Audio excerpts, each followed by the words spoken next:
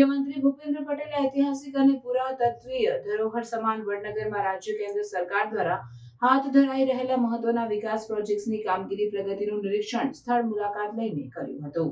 Vadnagar railway station સામે નિર્માણ થઈ રહેલા મલ્ટી મોડલ ટ્રાન્સપોર્ટ હબની કામગીરી ઝડપથી પૂર્ણ થઈ શકે તે માટે રેલવે અને રાજ્ય સરકારના ટુરિઝમ ડિપાર્ટમેન્ટ વચ્ચે આ પ્રોજેક્ટના યોગ્ય કોઓર્ડિનેશન અને ઇન્ટિગ્રેશન માટે મુખ્યમંત્રીએ સંબંધિત અધિકારીઓને જરૂરી સૂચનાઓ આપી હતી.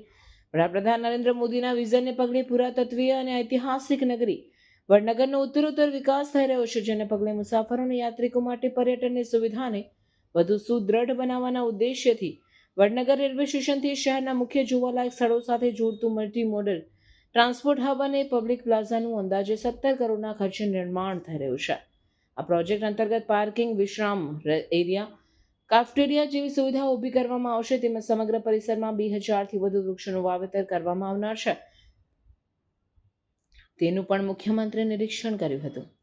સ્વદેશ દર્શન યોજના અન્વયે હેરિટેજ સર્કિટમાં વડનગરના શર્મિષ્ઠા તળાવ, તાનાલીડી પાર્ક અને આસપાસના તળાવ, લટેરી વાવ, અંબાજી કોઠા તળાવ, રેલવે સ્ટેશન, ફોર્ટ વોલ વગેરેનો વિકાસ કરવામાં આવી રહ્યો છે. મુખ્યમંત્રી ભૂપેન્દ્ર પટેલે આ હબની હાથ ધરાઈ રહેલી કામગીરીની પ્રગતિનું સ્થળ નિરીક્ષણ કરીને ગુણવત્તા જાળવણી માટેના જરૂરી સૂચનો કર્યા હતા. ગુજરાત પ્રવાસન નિગમ દ્વારા વિકસાવાઈ રહેલા આ મલ્ટી મોડલ ટ્રાન્સપોર્ટેશનની હબની મુખ્યમંત્રીએ મુલાકાત કરી કામગીરી નિરીક્ષણ કર્યું. તે વેળાએ પ્રવાસન સચિવ ડોક્ટર રાજેન્દ્ર કુમારે તેમની પ્રોજેક્ટની પ્રગતિની સંપૂર્ણ વિગતોથી માહિતગાર કર્યા હતા.